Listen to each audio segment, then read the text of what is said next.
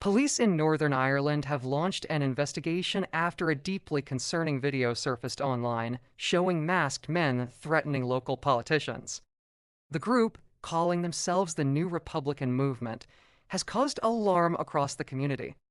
The video, which circulated widely, features three individuals wearing balaclavas. Two are visibly holding what appear to be firearms, while the third reads from a prepared statement. Positioned behind them is an Irish flag. In this statement, the speaker claims the group has been monitoring the movements of councillors and members of the Legislative Assembly, known as Molass, specifically within the Newry, Mourne, and Down district. Chillingly, the man in the video asserts that they possess the home addresses of these elected representatives, declaring them to be legitimate targets. This direct and personal threat has been met with widespread condemnation from law enforcement and political figures alike.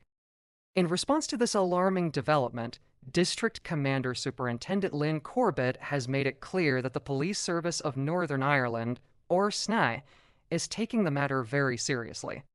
An investigation is now underway to identify the individuals behind the video and the threats.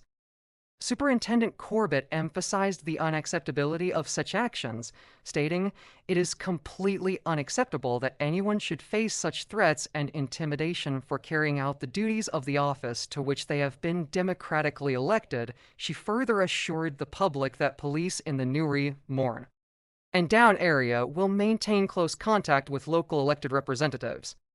The goal is to ensure they feel supported and safe within their communities, allowing them to perform their democratic duties without fear or intimidation.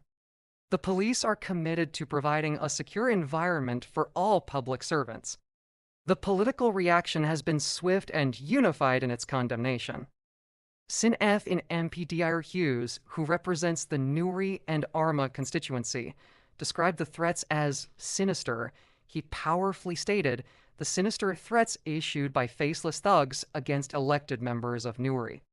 Mourne and Down are an attack on democracy and on the mandate each of us as elected members receives from the public." Hughes was defiant, adding, "Let me be crystal clear. These faceless individuals represent no one, and they will not deter me or my party colleagues from carrying out our work every day, representing our constituents." This sentiment was echoed across the political spectrum. Ian Tennyson, the deputy leader of the Alliance Party, labeled the video as vile and reprehensible. He expressed his solidarity with every councillor and mullah targeted by the threats, highlighting that such intimidation has absolutely no place in a modern democratic society. Tennyson correctly pointed out that this is not just an attack on politicians. It is an attack on the public who elected them and on the very principles of the democratic process. The emergence of this New Republican movement has raised serious questions. At this time, it is not clear whether this is a newly formed organization or a rebranding of an existing dissident Republican group. Dissident Republican groups are those who reject the peace process and the Good Friday Agreement, and some continue to use violence and intimidation to pursue their goals. The use of masks, guns, and a formal statement is a tactic reminiscent of paramilitary groups from Northern Ireland's past, a past that the vast majority of people have worked hard to leave behind.